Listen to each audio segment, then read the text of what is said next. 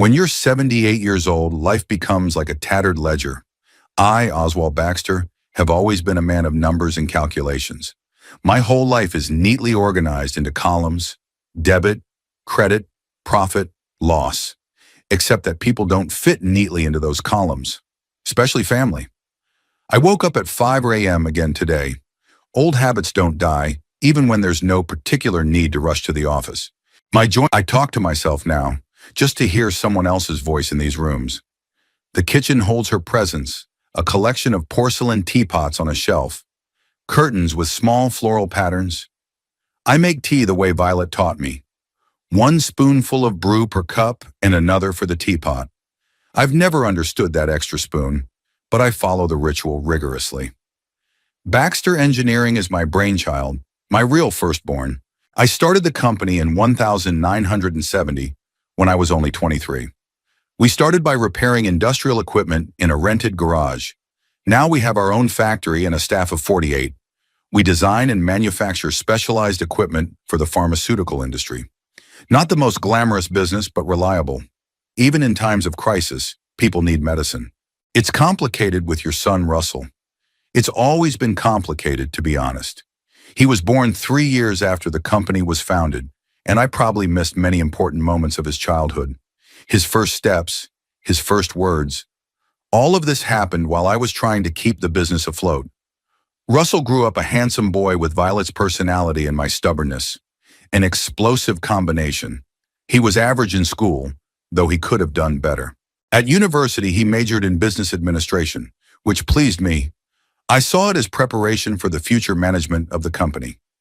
But then the problem started.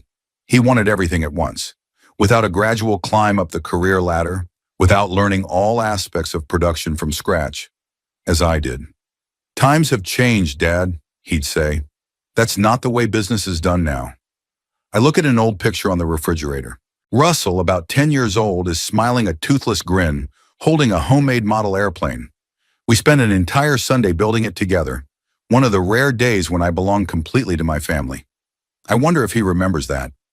After breakfast, I drive to the office as usual. My Jaguar is another old habit I can't give up. Violet said it was my way of showing that a boy from a poor neighborhood in Kent had achieved something in life after all. The Baxter Engineering office is in an industrial estate on the edge of town. It's nothing impressive, a 2-story glass and concrete building built in the 90s. But inside is the heart of the company, our laboratory and design department. Lucy, my secretary for 30 years, greets me with coffee. She's the only person who knows how I like my coffee. Black, with a tiny spoonful of sugar. "Good morning, Mr. Baxter. You have a meeting with Benjamin at 10 o'clock, and your son called. Said he wanted to stop by tonight with Perita." I nod. Lucy doesn't need to tell me that the mention of Russell and his wife gives me an instant headache. She knows that from experience. Perita Nightingale became Perita Baxter 5 years ago. I never understood what Russell saw in her, other than long legs and a knack for manipulation. She worked until recently, for an advertising agency. Apparently she's unemployed now, and that doesn't bode well. Benjamin Holt is my chief engineer, and though I've never said it out loud, the man I'd like to see running the company after me. He's 32, came to us straight out of university, and has grown to his position through 10 years of hard work. Smart, driven, with an innate engineering intuition, something that no amount of education can fake. Russell has worked for the company 3 times. The first time was a summer internship during college. The second was straight out of university in a sales position. Lasted 6 months, then announced he was suffocating and wanted to find himself. The third time was 5 years ago, when I offered him a position as Deputy Director of Development. It ended in disaster, which I still can't think about without bitterness. At that time, we were working on a major project with Christopher Knox Company, a longtime business partner of mine. It was a new line of insulin production equipment, a multi-million-pound project. Russell was overseeing the financial side. When the project suddenly collapsed, I believed my son that Christopher was to blame. It cost me 30 years of friendship and partnership. Only later, too late, did I learn the truth. My mornings are routine, reviewing reports, meeting with department heads, talking to the chief accountant about quarterly results. The company is stable, Despite all the economic turmoil of recent years, I have created a reliable mechanism that works even without my constant intervention. I meet with Benjamin about a new development, a precision dosing system for vaccine production. He shows me blueprints and prototypes of individual assemblies. His enthusiasm reminds me of my youth. If we patent this technology, Mr. Baxter, it could be our breakthrough into the international market, he says, his eyes shining. I've already had preliminary discussions with several potential customers in Germany and Switzerland. I look at this young man and think he looks more like my son than my own son. We speak the same language, understand the value of creating something real, tangible. Russell never shared that passion. For him, business was always just a way to make money, not an end in itself. After lunch, I decide to take a walk around the production floor. I love the smell of machine oil and the sound of machines working. This is where it's real. This is where things of value are made. The workers say hello respectfully, but without fear or subservience. I've always tried to be a fair employer. Some of these people have been working here for decades.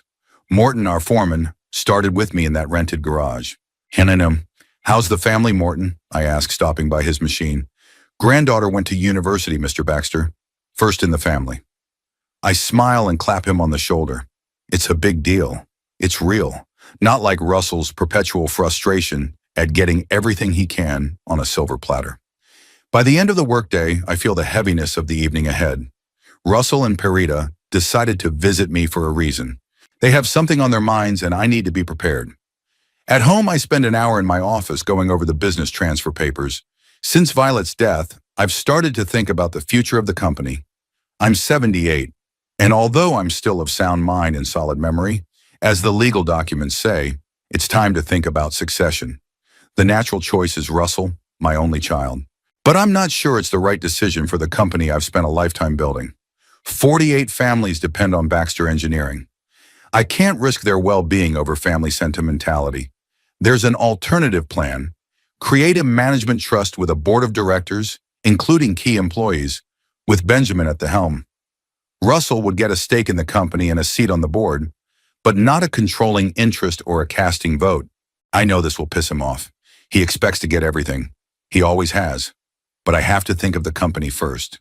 It's my duty to the people who have entrusted me with their careers and the future of their families. As I put the papers aside, it's already getting dark outside the window. Autumn evenings come early in Kent. I pour myself some whiskey, another habit Violet never approved of but tolerated. "One glass, Oswald, no more," she used to say. I can still hear her voice. The clock in the hall strikes 6. Russell and his wife will be arriving soon. I look at Violet's picture on the mantelpiece. She's looking at me with a slight smile, as if knowing something I don't yet understand. "What am I supposed to do, Vi?" I ask the empty room. "What's the right thing for me to do?" But the room is silent, and the decision, as always, will have to be made by me alone. The business is the only thing I have left, my true heir, and I'm not sure I'm ready to trust Russell with it. The doorbell rang at 7:00 p.m. Sharp. Punctuality has never been Russell's strong suit, so it must be Perita's influence. She always has control over details like that. I stood up from the chair, feeling the familiar ache in my knees, a reminder that my youth was long gone. The expensive carpet muffled the sound of my footsteps as I walked across the hall to the front door. They stood on the threshold, the perfect couple from the cover of the magazine. Russell in an impeccable navy blue suit that I was sure cost more than a month's salary for the average worker in my factory. Perita in an elegant cream dress with a string of pearls around her neck and a smile that never reached her eyes. "Father," Russell nodded with that special restraint he'd learned as a teenager. No hug, no real warmth. "Oswald, how wonderful to see you," Perita murmured, leaning in for a light kiss on the cheek. She smelled of expensive perfume and ambition. I led them into the living room. It was a room Violet had been especially proud of. Antique mahogany furniture, Persian carpet, paintings by local artists on the walls. I hadn't changed a thing about it since she died. Sometimes I thought that if I kept everything exactly as it had been, a piece of Violet would stay here with me. "What can I get you to drink?" I asked, heading for the bar in the corner of the room. "Scotch," Russell answered. "A glass of white wine if you have it," Perita added, sinking into the chair with a grace honed by years of practice. As I poured the drinks, I watched them out of the corner of my eye. They exchanged quick glances, that special silent communication that married couples have. Something was definitely going on, something they'd come for. "How's business, father?" Russell began, taking the glass with casualness. "Sir, stable," I replied, sitting down across from them. "The new contract with Pharma Global was signed last week. Benjamin has developed an excellent dosing system that even the Germans are interested in." At the mention of Benjamin, Russell's face tensed faintly. He had never hidden his dislike for my chief engineer. Perhaps he felt he was a competitor for my attention, and he was right. "Benjamin," he stretched. "Simon, is he still your golden boy?" "He's a competent engineer and a valuable employee," I answered neutrally. "Dinner would be ready in half an hour." I ordered food from Riverview's. "Oh, I love their steaks." Perita perked up. "Speaking of food, Russell said you prefer home cooking, Oswald. Maybe I could cook for you sometime?" I held back a smile. In fact, Mrs. Hodges comes 3 times a week to clean and cook. "But that's not family," Perita said softly.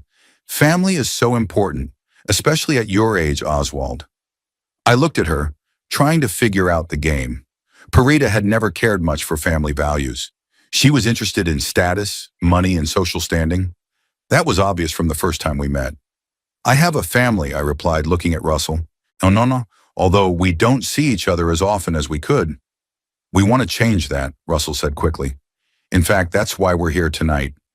I took a sip of whiskey, savoring its warmth. Whatever game they were playing, they'd soon reveal their cards. "Let's move to the dining room," I suggested when I heard the doorbell ring. Must be a delivery from the restaurant.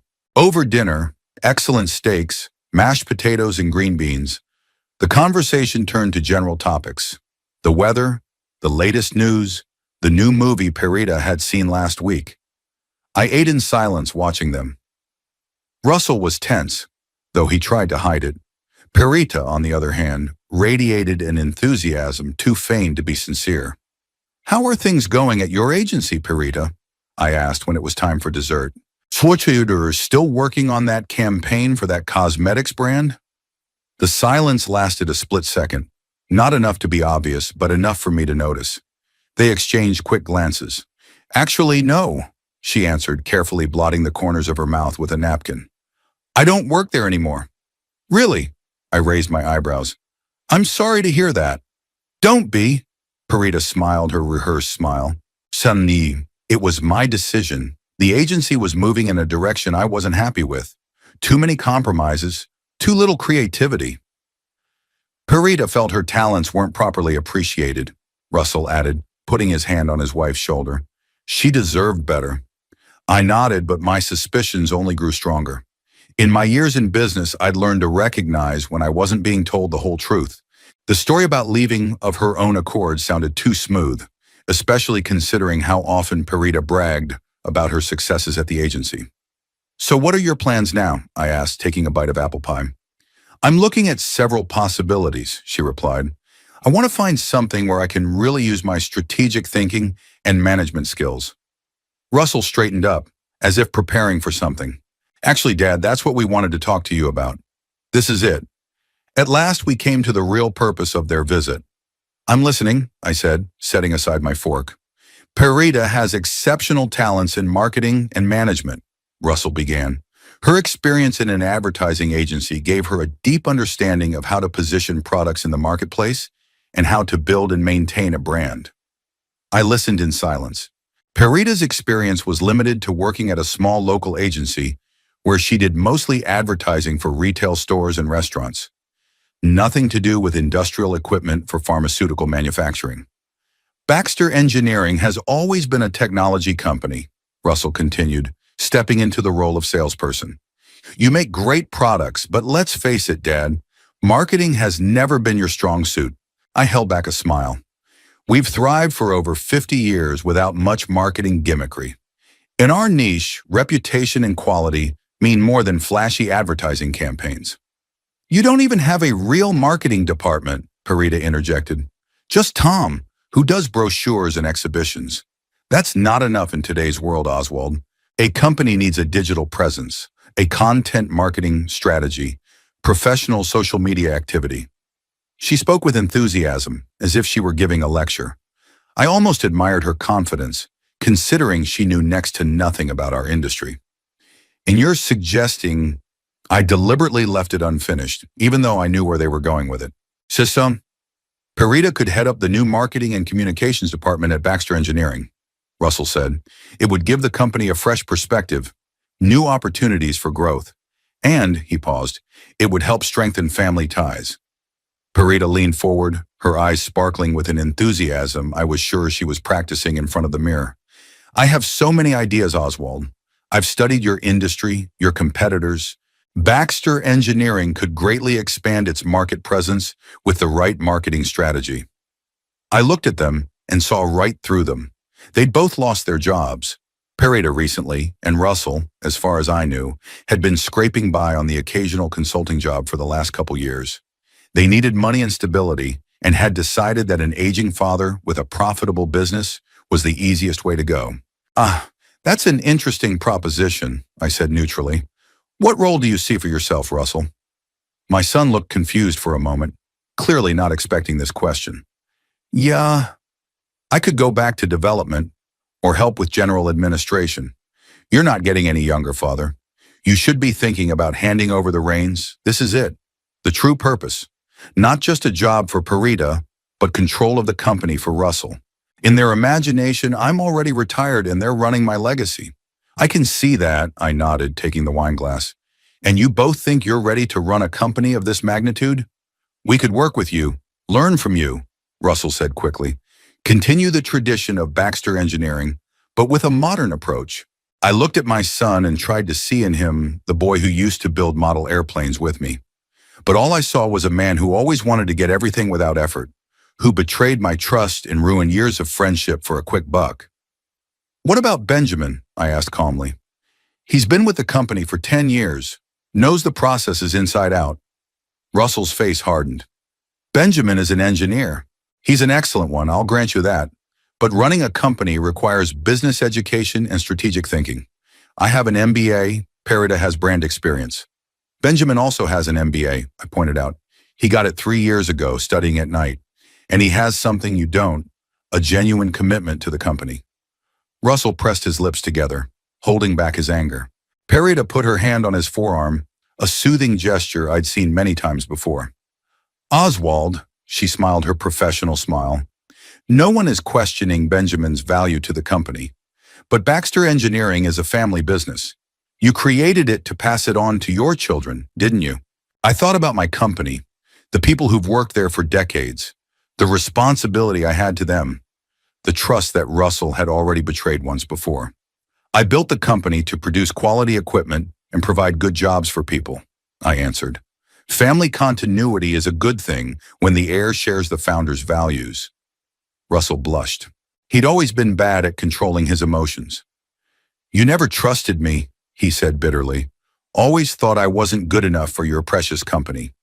You never gave me a reason to trust you when it came to business, I replied calmly. Every time I've given you a chance, you've thought only of the quick profit, not the long-term well-being of the company. Parita stepped in again, her voice honey-sweet. Let's not get heated. We all want what's best for Baxter Engineering. And for you, Oswald, think how wonderful it would be to spend more time with your family, knowing that your business is in good hands. I looked at her and saw a predator, calculating and determined. They only saw me as a source of income, a stepping stone to a comfortable life. I need to think, I said, getting up from the table. These decisions are not made on impulse. The company isn't just an asset. It's a responsibility to the people who work for me. Russell stood up too, his eyes glittering with barely contained irritation. Father, be reasonable. Parita and I can take this company to the next level. We can make Baxter Engineering an international brand. With your experience? Yeah, I couldn't hide my skepticism. With my marketing vision, Parita interjected, I can create a strategy that... I raised my hand, interrupting her. I said I'd think about it, but I have to be honest. I don't see how your experience at a local advertising agency has prepared you to manage marketing for an industrial company with international clients. Parita's face froze, the smile gone. Russell stepped forward, his voice hard. Listen, Father, I'm not asking for it. I'm demanding what is rightfully mine. I'm your only son. Baxter Engineering should go to me, and I want my wife to work alongside me. That's out of the question. I looked at him and I saw a spoiled brat who never grew up, who always thought the world owed him something. Listen to me, son, I said quietly but firmly. I still own the company. I still make the decisions. And I'm not going to let you and your wife destroy what I've spent a lifetime building just because you both can't find work. Russell turned black with anger. Take Parita to work, Father. Give her the position of marketing director. It's the least you can do for your family. I looked at my only son and felt nothing but exhaustion. Was this really all that was left of our family? The demands and manipulation? I can't promise what I'm not sure of, I replied. If Parita wants to work for the company, she can submit a resume like any other candidate. We will look at her qualifications and experience objectively. That's ridiculous, Russell exclaimed. We're talking about the family business, about my inheritance. Seruam, which you only bring up when you need money, I countered, but never when it comes to responsibility and hard work. Russell, Parita intervened, putting her hand on his shoulder again. Maybe we should discuss this some other time, when everyone has calmed down. But my son was too angry to listen. No, I want an answer now. Father, I'm asking you one last time. Give my wife a job. Give her a management position in the company. I looked into my son's eyes and saw in them not only anger, but despair. Russell had always been a bad actor. His emotions were always read on his face like an open book. Now I could see that there was more behind his demand than just a desire to accommodate his wife. They needed money, and they needed it fast. No, I answered calmly but firmly. I will not take Parita into a management position. There was a tense silence in the dining room. Parita froze with her glass in her hand, her eyes darting between my husband and me, assessing the situation. Not that I doubt your abilities, I added, turning to her. But a management position at Baxter Engineering requires specific knowledge and experience that you don't have. You'll be able to learn the specifics of our industry, understand our customers. Russell let out a short, wicked chuckle. An entry-level position? My wife? You're offering Parita a job as a clerk? I'm offering her the opportunity to get the experience she needs, I parried. That's more than I'd offer anyone else with her resume. Russell's face contorted with anger. He'd always had a temper. He'd inherited it from me, though he'd never admit it. You always do this, he gritted his teeth. Always putting your damn company before your family. Above me. I sighed. It was a reproach I'd heard from him hundreds of times since I was a teenager. When he didn't get what he wanted, it was always the same accusation. I don't put company before family, Russell. I just don't mix the two when it comes to business. Baxter Engineering is a responsibility to the 48 families of our employees. I can't risk their well-being for your ego. My ego? Russell raised his voice. My ego? Are you talking about my ego? The man who named the company after himself and refuses to let go of the reins, even though he's in his 80s? Lower your tone, I said quietly. We can discuss this like adults. But Russell was already too heated to stop. All these years, he paced the room, waving his arms. All these years you've been missing work, missing my school events, forgetting birthdays, even your own anniversary at the factory. And for what? For a company that makes some tubes and pumps for pills. I felt my own anger rising within me. Those tubes and pumps got you a private school education, paid for your apartment in London while you were at university, bought your first car. I never heard you complain when it came to the money the company made. Parita, seeing that the situation was heating up, tried to intervene. Parita flared up, throwing off her mask of politeness. I have decades of experience in marketing. I've managed industry award-winning campaigns. In consumer product advertising, I reminded her. Shampoos, breakfast cereals, fancy clothes. What do you know about industrial equipment for pharmaceutical manufacturing? About tenders, technical specifications, certification? Russell moved closer, his voice becoming menacingly quiet. You know, Dad, sometimes I think you really hate me, that you always wanted a different son, one as obsessed with machinery as you were. It wasn't fair and he knew it. I never forced him to follow in my footsteps. On the contrary, I supported his choice to study business administration, although I secretly hoped he would show an interest in engineering. Senator, I never hated you, Russell, I said tiredly. You're my son. I've always loved you, even when I didn't understand your decisions. But not enough to trust me with the company, he said bitterly. Not enough to give my wife a chance. I shook my head. Trust has to be earned, especially in business. Every time I've given you a chance to prove yourself in the company, you've used it for personal gain, not caring about the business consequences. What are you talking about? Russell frowned, but I noticed his gaze waver. He knew what I was talking about. I'm talking about the project with Nova Farm 5 years ago, I said, watching his face pale.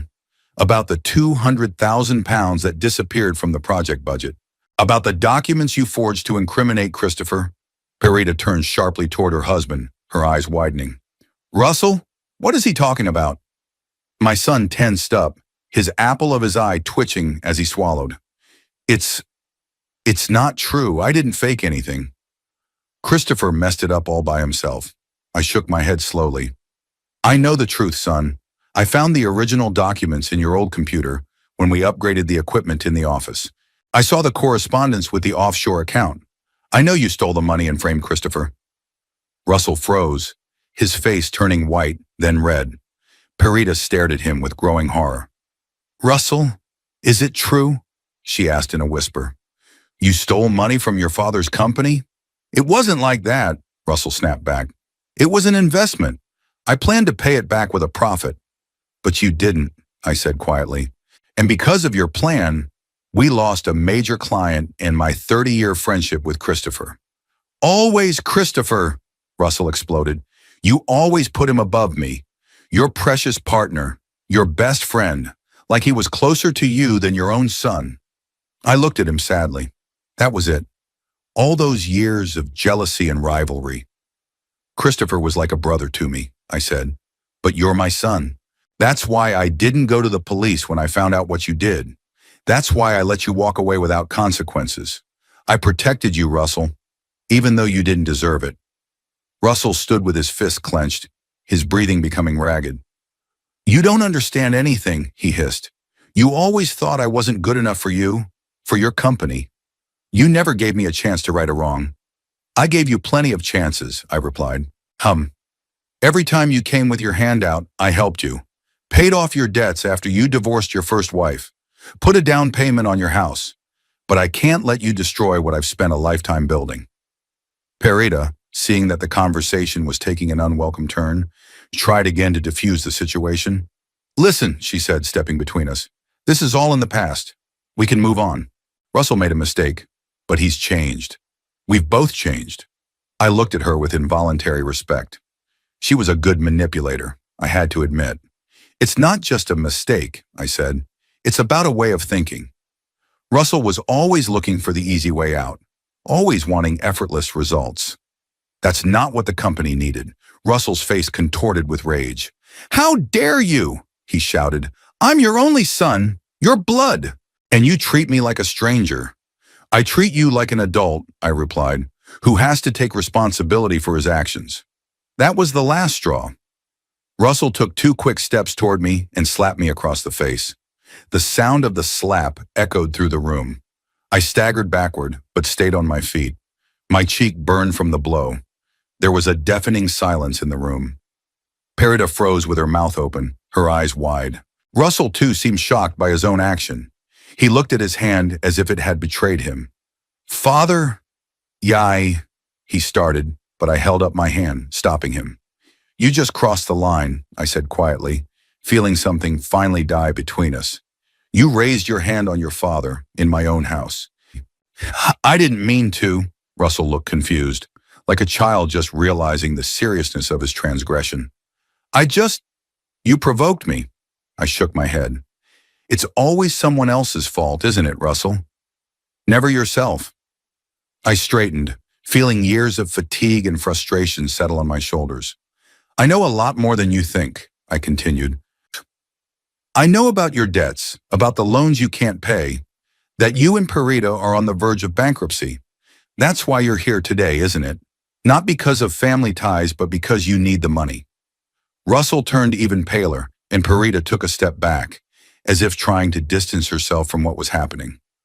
We're having temporary difficulties, Russell mumbled.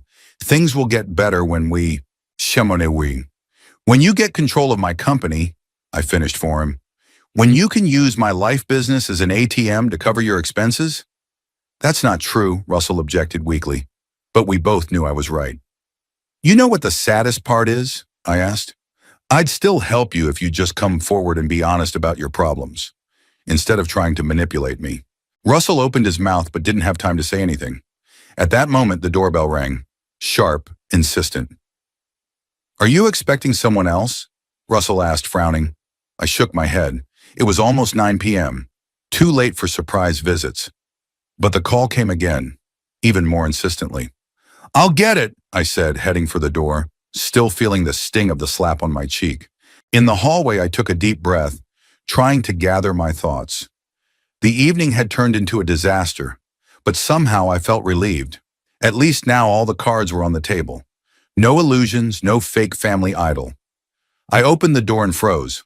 On the doorstep stood Christopher Knox, my former partner and friend, whom I hadn't seen in 5 years. He hadn't changed much. The same shrewd blue eyes, the same straight posture, though his once dark hair was now dominated by gray. Oswald, he said, and in his voice I heard all the years of friendship we had lost because of my son's lies.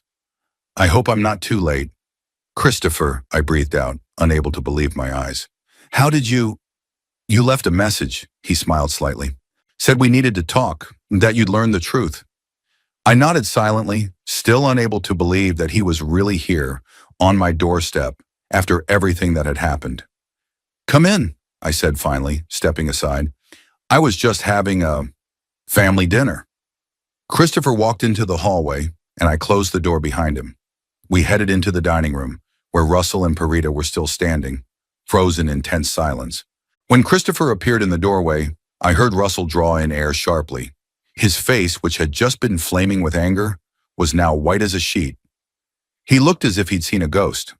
Hello, Russell, Christopher said calmly. It's been a long time. My son couldn't say a word. He stood paralyzed, staring at the man he'd cheated, stolen from, and framed 5 years ago. A man whose reputation in business had suffered because of his lies. It's impossible, Russell finally squeezed out. You shouldn't be here. And yet here I am, Christopher replied, entering the room. His gaze slid over the table of dinner leftovers, over the faces of those present, lingering on my flushed cheek. I seemed to have interrupted an interesting conversation. Parita, who had never met Christopher, watched him with growing concern.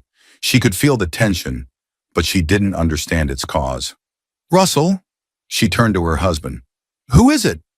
But Russell didn't answer. He stood stiffly, his eyes fixed on Christopher, his face a look of pure, unconcealed fear. 5 years ago, the summer had been unusually hot for Kent. The air conditioners in the Baxter engineering office were running at full blast, but they still couldn't keep up with the heat. I remember sitting in my office, reviewing documents on a new project with Nova Pharm, a major pharmaceutical company that could be our ticket to the international market. The project was large-scale, the development and production of a fully automated line for the production of new-generation insulin. The contract was worth about £4 million, the largest in our company's history. But we couldn't do it alone.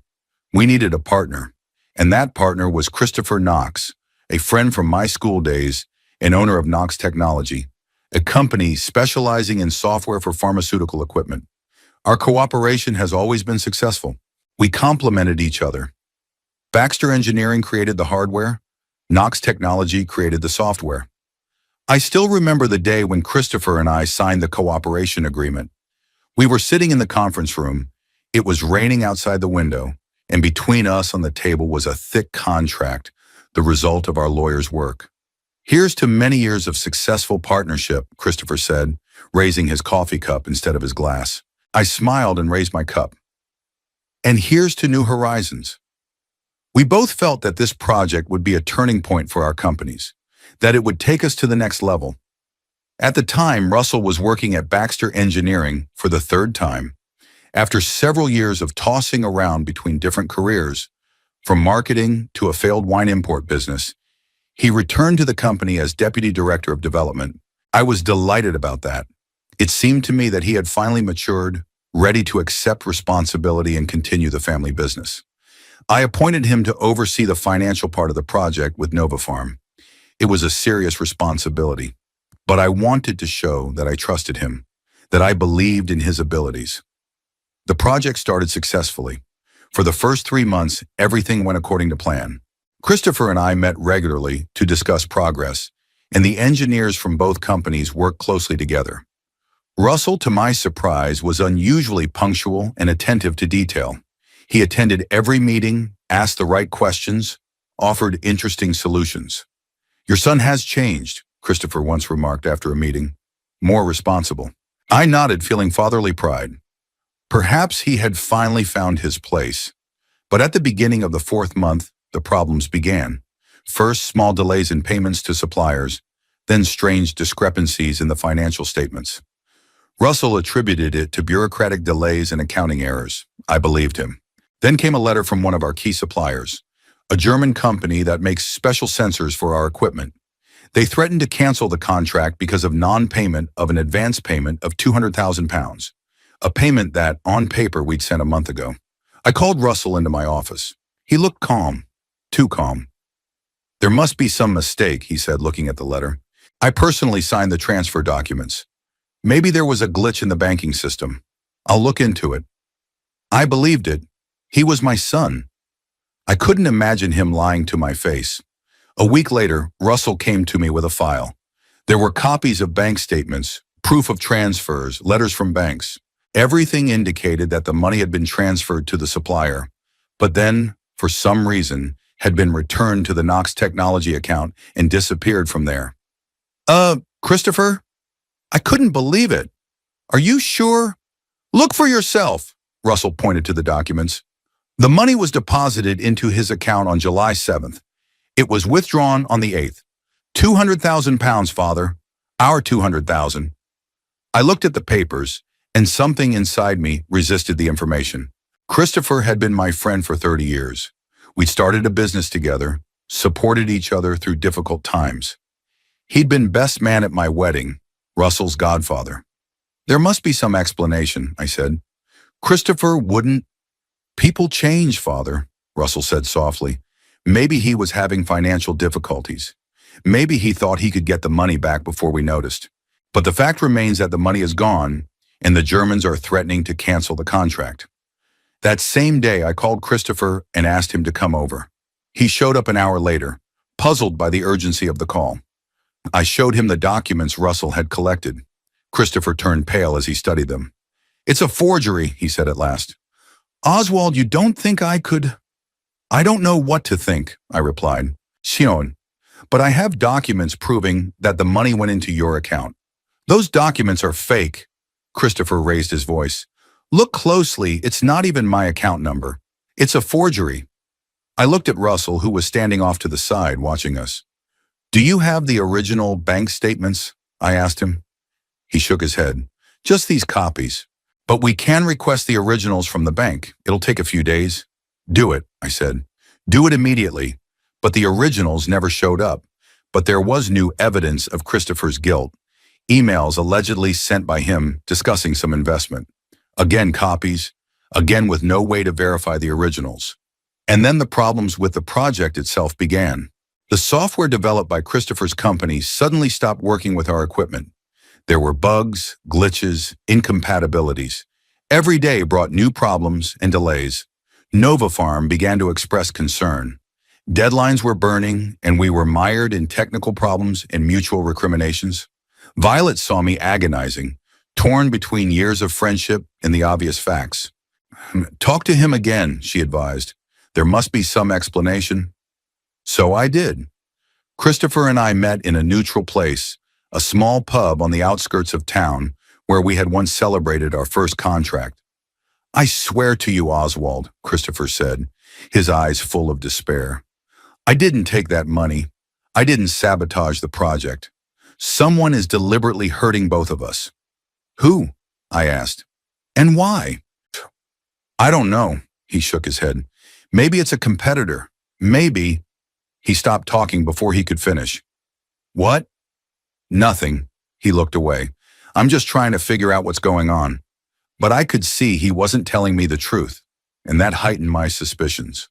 A week later, Nova Farm canceled the contract. They had lost patience and trust. The project that was supposed to be our breakthrough turned into a disaster. I was faced with a difficult choice. On the one hand, my friend and partner, claiming innocence. On the other, my son and the documents pointing to Christopher's guilt.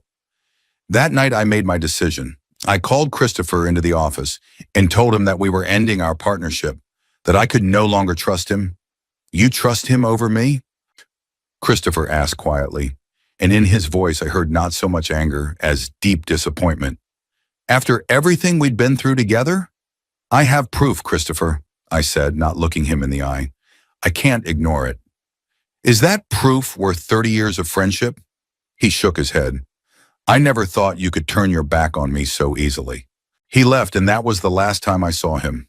Until today, that is. The consequences were catastrophic.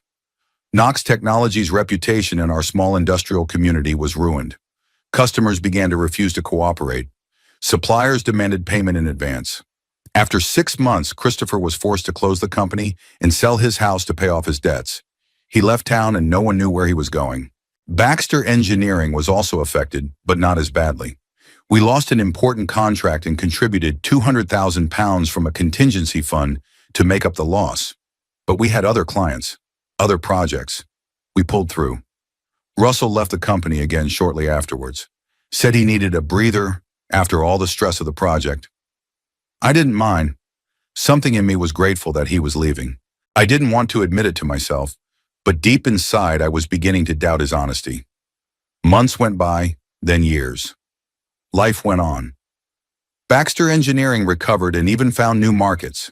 Russell married Parita, bought a house in an upscale neighborhood, and began to lead the life of a successful businessman, though his real income remained a mystery to me. And then, about 6 months ago, the unexpected happened. We were upgrading the computer system in the office, and the IT specialist found Russell's old laptop in the archives.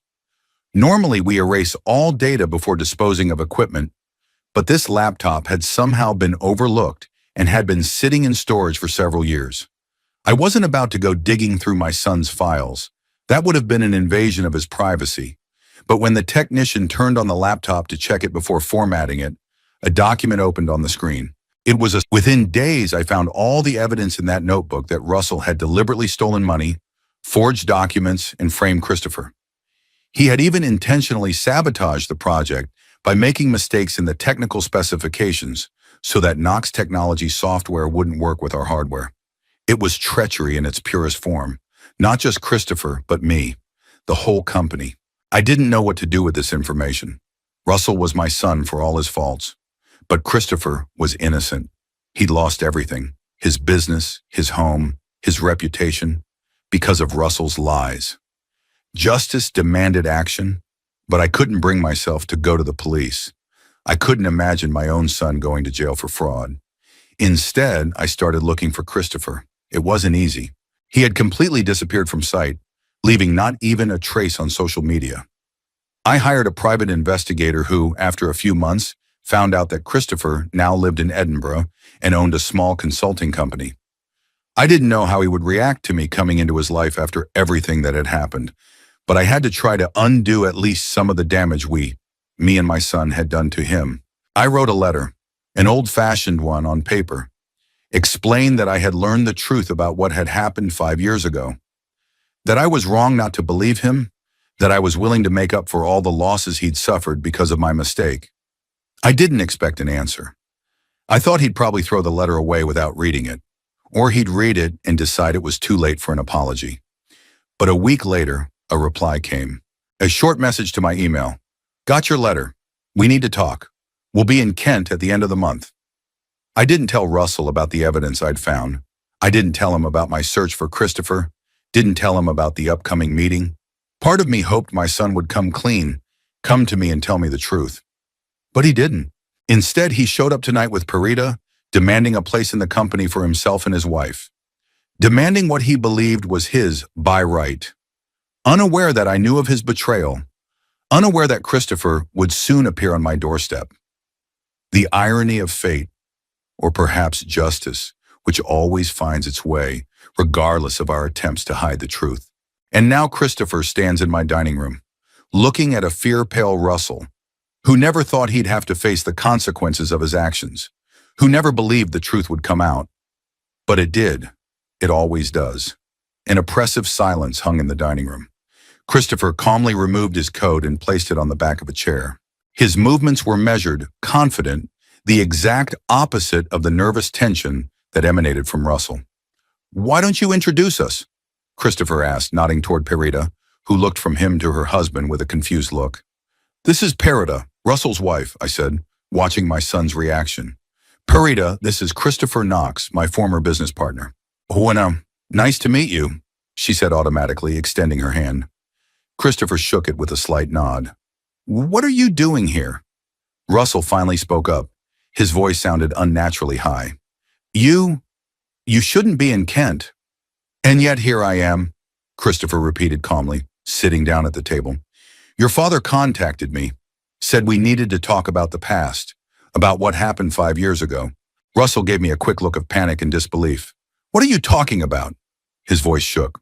"What kind of nonsense is this?" "Don't make this difficult, Russell." I shook my head. "I know the truth.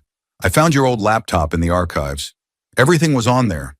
Plans, money-making schemes, forged documents, all the evidence of your fraud. It's some kind of mistake."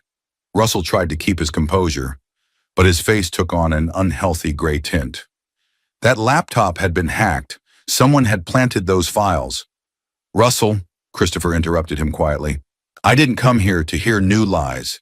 I came for your father, because despite what happened, he's been my friend for 30 years, and I owe him the truth." He pulled a thin folder from the inside pocket of his jacket and placed it on the table. "Here are copies of all the evidence I have. Bank statements showing that no money has ever been deposited into my accounts. Original technical specifications that were altered so that our software wouldn't work with Baxter Engineering's equipment. And most interestingly, traces of a £200,000 transfer to an offshore account registered to RB Consulting." "RB is Russell Baxter, right?" Perita sank slowly into her chair, her eyes widening with shock. "Russell?" There was disbelief in her voice. "What are they talking about?" "Don't listen to them," my son snapped at her. "They're just trying to turn you against me." "There's no need for that," Christopher said calmly. "Anna, the facts speak for themselves." He opened the folder and began laying out the documents one by one, like cards in a solitaire game. "Here are the original bank statements showing that the money never entered Knox Technologies' accounts. Here are documents about the establishment of RB Consulting in the Caymans a month before the project began. Here are the traces of the transfer of £200,000 into this account on July 7th, the exact day the money supposedly disappeared. And here," he laid out the last sheet, "is a copy of a statement I filed with the police 5 years ago, but which was never pursued because I didn't have enough evidence." You went to the police?" Russell mumbled, slumping back in his chair. "Of course I did," Christopher nodded. "I'd been robbed and slandered. I lost my business, my reputation, my home. Why shouldn't I have gone to the police? But then, why wasn't I arrested?" Russell didn't seem to realize he was exposing himself with these questions. "Because I had no direct evidence of your guilt," Christopher answered. "Only circumstantial evidence and my word against yours. And your father," he looked at me with a look of old disappointment, "believed you over me. His support gave you an airtight alibi." "I was wrong," I said quietly. "And I'm sorry it took 5 years to find out the truth." Perita rose from her chair, her face white with anger and shock. "You stole £200,000? She asked Russell. "You ruined this man's business and lied all these years?" Russell didn't answer. He stared at the documents on the table as if they were poisonous snakes. "Answer me!" Perita raised her voice, grabbing his shoulder. "Is this true?" "You don't understand," he mumbled at last. "We were on the verge of bankruptcy after that wine import thing. I had debts, debt collectors calling every day. And you decided to steal?" Perita backed away from him like a leper. From your own father? His partner? It wasn't stealing. It was borrowing, Russell tried to justify himself. I planned to pay the money back as soon as my investments would start paying off. Investments? Parita interrupted. What investments? Russell fell silent, clearly not wanting to pursue the subject, but his wife was not going to back down. Russell, her voice was ringing with anger. What investment? It was a project in Latin America, he admitted grudgingly. Exclusive rights to import certain goods. Drugs? Parita clutched the edge of the table as if she were sick. You put them... So you decided to frame Christopher? I couldn't hide the disgust in my voice. To cover up your loss of the stolen money, you ruined his life? Russell was silent, staring at the floor. His shoulders slumped, as if all the air had been sucked out of him. I can't believe it, Parita shook her head. All these years. You told me that the money for our house was your savings from successful counseling sessions, that the car was a bonus from a client, that the expensive restaurants and vacations were the result of your investments. Some of that is true, Russell muttered. Which part? Parita crossed her arms over her chest. Tell me the truth, for once in your life. Russell looked up at her with a weary gaze. My father gave me the money for the down payment on the house. The car was bought on a loan that I'm still paying off. Restaurants and vacations are credit cards that I switched one after another when I reached my limit. We have nothing, Parita, just debts. Parita swayed as if from a physical blow. I watched the reality of her life crumble before her eyes. How much? She asked quietly. How many debts? About 350,000 pounds, Russell answered, and I heard a strange relief in his voice, as if the confession relieved him of a heavy burden. And the bank is threatening to foreclose on the house if we don't make the payment by the end of the month. Oh my God, Parita slumped back in her chair, her face whiter than chalk. We're broke. Totally broke. That's why you came to me today. I finally understood the picture completely. Ours, not because of family ties, not because you wanted to work for the company. You just needed money to save the house and pay off your debts. Russell nodded silently, not looking up. And you thought I'd just give you that money? After everything you've done? You're my father, he answered quietly. You've always helped me before. I felt something inside me finally shatter.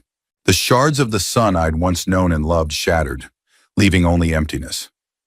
Christopher, who had been silently watching this family drama, coughed. Oswald, I have not come to destroy your family, he said quietly. I came to bring closure to the past and move on. Now that the truth is known, I believe we can close this chapter. I nodded gratefully at him. Even now, after everything that had happened, Christopher was still a decent man. Thank you, I said. But there's something else I have to do. I turned to Russell and Parita, who sat stunned, unable to fully comprehend the magnitude of the disaster their lives had become. Russell, I began, and my voice sounded firmer than I'd expected. I can't keep pretending that everything is okay. I can't keep turning a blind eye to your actions and keep saving you from the consequences of your decisions. It's not helping me or you. My son looked up at me with tired eyes. There was no remorse or shame in them, just fear and hurt. What are you going to do? Turn me into the police? I shook my head. No, I won't ruin your life, even though you didn't hesitate to ruin Christopher's. But I won't be your safety net anymore. I won't be your ATM machine. And most importantly, I won't trust you with the company I've spent a lifetime building. I took a deep breath. I changed my will a month ago when I found evidence of your fraud. Baxter Engineering will not pass to you when I die. Instead, a management trust will be set up with Benjamin Holt at its head. Benjamin? Russell let out a bitter chuckle. Your golden boy? The man without a drop of Baxter blood in his veins? You'd give the family business to a stranger? He's not a stranger, I objected. He's been part of the company for 10 years. He knows every cog, every process. He cares about the people who work there. And most importantly, he can be trusted. What about me? Russell sounded hysterical. What's going to happen to me? To Parita? Our house? You'll get a small stake in the company, I answered. Enough to provide a modest income if you learn to live within your means, but not a controlling interest. Never. Russell jumped up, his face contorted with anger. You can't do this. I'm your son. I'm your only heir. I can, and I will. I stayed seated, looking at him calmly. On being my son is not only a right, but also a responsibility. You never understood that. Perida seemed to finally come out of her stupor. She rose slowly, her face stony. I want a divorce, she said, looking at Russell. I will not stay with a man who built our life on lies and debt, who stole from his own father and ruined an innocent man's life. Russell turned even paler. Perita, wait, we can talk. There's nothing to talk about, she cut him off. You're not the man I married. Or maybe you always were, and I just didn't want to see it. She turned to me and Christopher. Forgive me, she said with dignity. I didn't know the truth. I didn't know what kind of man my husband was. You're a victim too, Christopher replied softly. Don't blame yourself. Russell looked from his wife to me, his face contorted with rage and despair. You're all against me, he shouted. You always have been. The father who never believed in me, a wife who leaves me at the first difficult moment. And you, he jabbed his finger at Christopher, have come back to ruin my life for good. You ruined your own life, Russell, I said quietly, by your decisions, by your lies. And until you admit it, nothing will change. I'll sue, Russell turned to threats. I'll contest the will. I'll prove that you're incompetent, that this man, he nodded at Christopher, manipulated you. You can't afford lawyers, Perida said practically, and any trial will only bring all your machinations to light. Is that what you really want? Russell froze, realizing the hopelessness of his situation. Then what? You just throw me out on the street? No money, no wife, no inheritance? You have a choice, I said. There's always a choice. You can go on living the way you've been living, in lies and manipulation, or you can start over, honestly, from scratch. From scratch? Russell grinned bitterly. At 43? After a life of luxury? Are you kidding me? I started from scratch at 23, I reminded him. No money, no connections, just a desire to work and build something worthwhile. But you were always different, Russell shouted. You were always stronger, smarter, more determined. I could never live up to your expectations. I expected nothing but honesty, I replied quietly. Everything else is your own fears and excuses. Russell grabbed his coat and headed for the door. You're going to regret this, he threw over his shoulder. You'll all regret it. Perita didn't follow him. Instead, she sank into a chair and covered her face with her hands. I don't know what to do, she muttered. Where to go? How to go on living? You can stay here tonight, I suggested. Tomorrow we'll help you find temporary housing until you decide what to do next. Shari, why are you helping me? She looked up at me, her eyes reddening. And after everything I said today about your company, after I came to demand a job I'm not qualified for? Because you are, as Christopher said, also a victim, I replied. And because we all deserve a second chance. Even Russell, though he's not ready to accept it yet. At that moment, the front door slammed so hard that the glass rattled. Russell left, taking his rage and frustration with him, leaving the three of us in the silence of the dining room, amidst the scattered documents proving his betrayal. What now? Perita asked quietly, looking at Christopher and me. Now we move on, I answered, feeling strangely relieved, as if a heavy weight had been lifted from my shoulders. Each in our own way, but hopefully with more honesty and fewer lies. When Perita finally went up to the guest bedroom, Christopher and I were alone in the living room. I pulled out the bottle of 20-year-old whiskey I'd been saving for special occasions and poured it into 2 crystal glasses. The time was past midnight, but sleep wouldn't come. Too much had happened during that long evening. Here's to the meeting, I said, raising my glass. Although under these circumstances, Christopher nodded and took a sip. His face was tired but not angry. That was what surprised me most, the lack of rage which he had every right to feel. You know, I began, staring at the amber liquid in the glass. I'd prepared myself for you to hate me, that you'd refuse to see me, or that you'd only come to tell me what you think of my betrayal. 5 years is long enough for the hatred to subside, he replied with a slight smile. Besides, I always knew the truth would come out sooner or later. It always does. I shook my head, still unable to accept his calmness. But I ruined your life, Chris. Your company, your reputation. Trusted my son over you after 30 years of friendship. Christopher took another sip and looked thoughtfully into the fireplace flames. You were protecting your son, Oswald. Any father would have done the same. I can't blame you for that. But I should have seen the truth, I insisted. I should have felt that Russell was lying. We see what we want to see, Christopher said philosophically.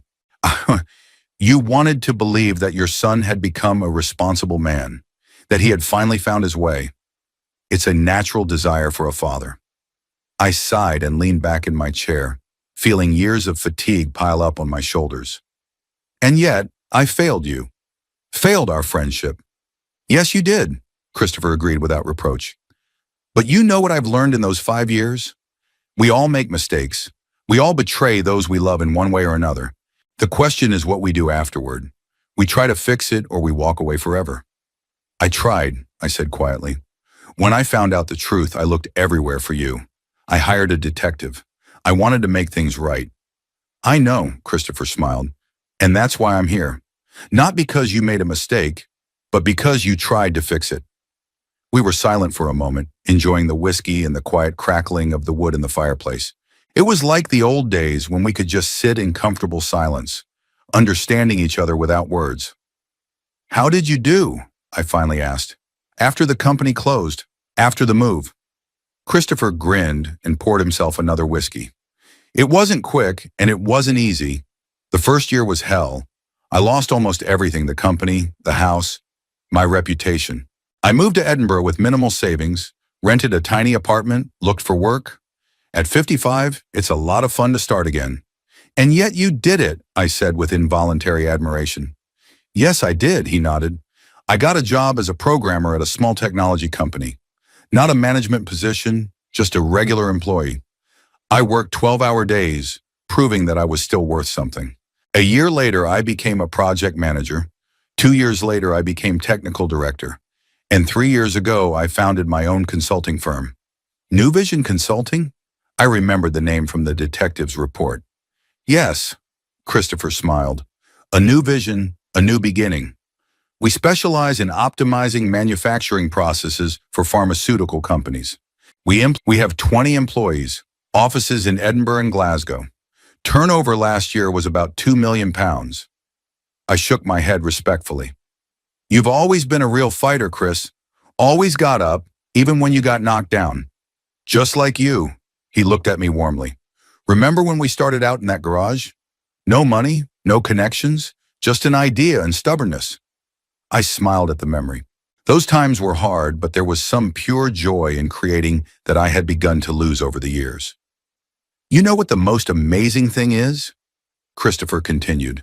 This whole thing with Russell, with losing the company, it's been good for me in the long run.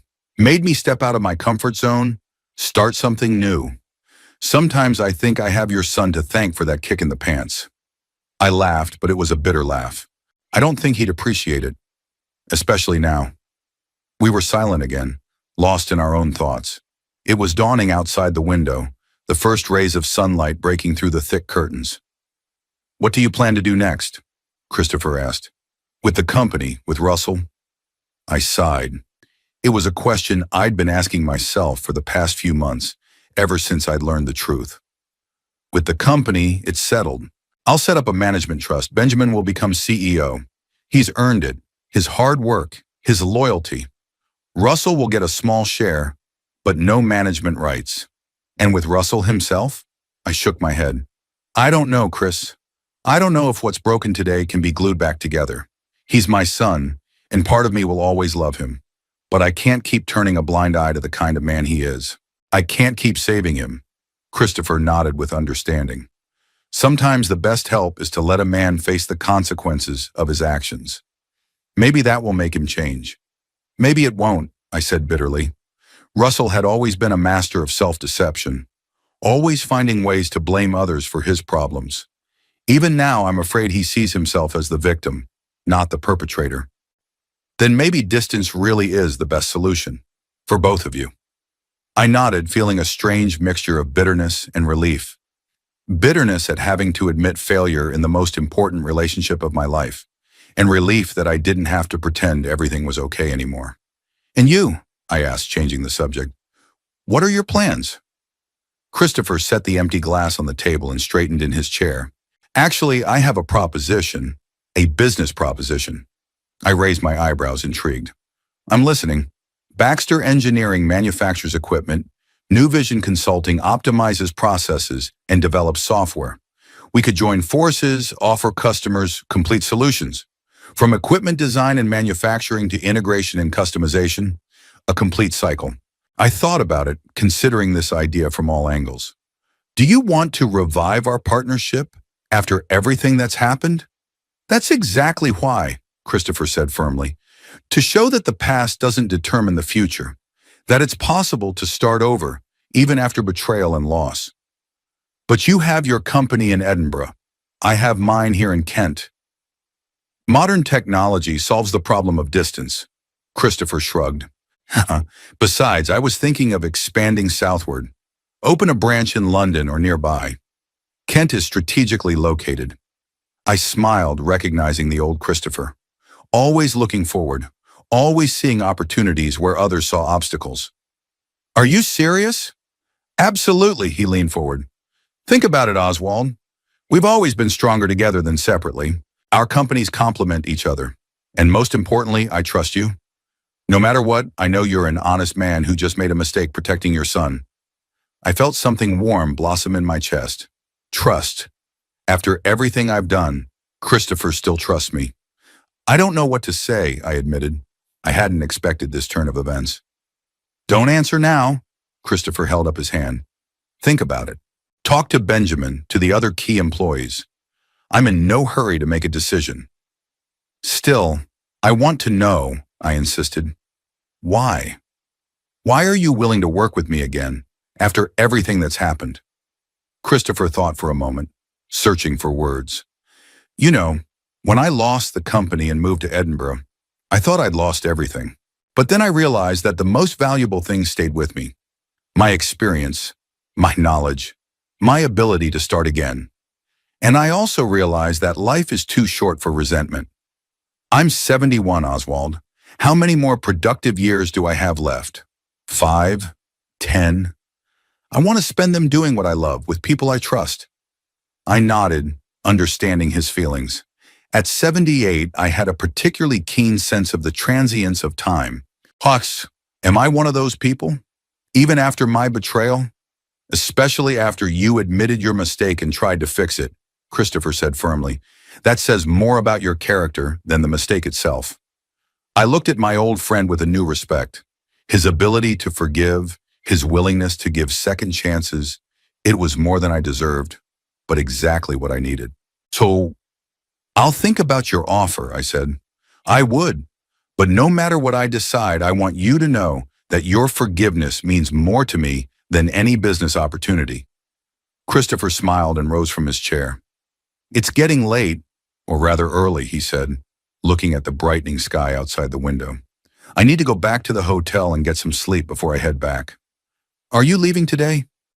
I asked with sudden disappointment. Tomorrow, he answered. I have one more day in Kent. Maybe we could have dinner tonight at that Italian restaurant we've always loved. La Tramontana, I smiled. It's still open. Can you believe it? Same chef, same red tablecloths. 7 o'clock then? Christopher asked with a smile. 7, I confirmed. I walked him to the door, and we stood awkwardly on the threshold, not knowing how to say goodbye. A handshake seemed too formal after all we'd been through, but a hug would be strange after so many years apart. In the end, Christopher just put his hand on my shoulder and squeezed it lightly. See you tonight, old friend. See you tonight, I echoed, watching him walk down the walkway to the waiting cab. When the door closed behind him, I went back into the living room and sank tiredly into a chair. The house was quiet, with only muffled noises coming from the guest bedroom. Perida was probably packing her things, preparing to leave. I stared at the dawn, coloring the sky over Kent a soft pink, and thought about the vicissitudes of life, about how quickly things can change, for better or worse, about how people we consider family by blood can betray us, and how those who are not related to us can show true loyalty. Christopher was right. Life is too short for resentment, Too short to spend it trying to save a relationship that can't be saved, trying to change a person who doesn't want to change. I thought about Russell, about his life of lies and manipulation, about how he always took the easy way out instead of building something real, lasting, and how me trying to protect him only contributed to that. Maybe my decision to pull away is the best thing I can do for him. One last chance to face reality and maybe change his ways.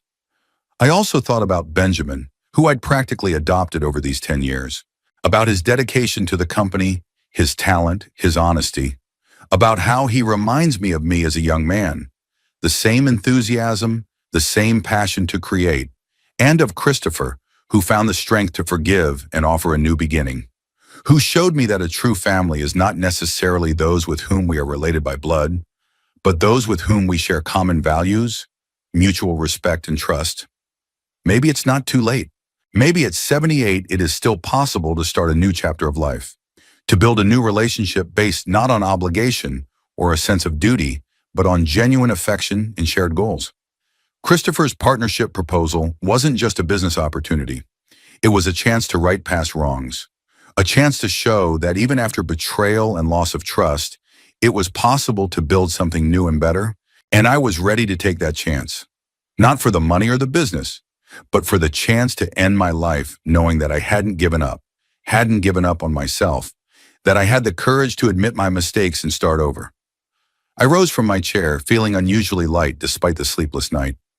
For the first time in a long time, I looked to the future with hope rather than anxiety. For the first time, I did not feel the weight of the insincere family ties that had burdened me for so long. I was free from illusions about my son, free from having to save him from the consequences of his own decisions, free to build relationships with those who truly deserve it. And that freedom, though it came with pain, was the most precious gift I had received in years.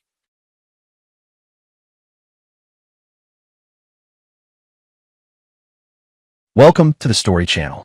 Before we begin, I'd like to share a few notes. The content in this video uses AI-generated images and voice narration, combined with the channel's creative editing.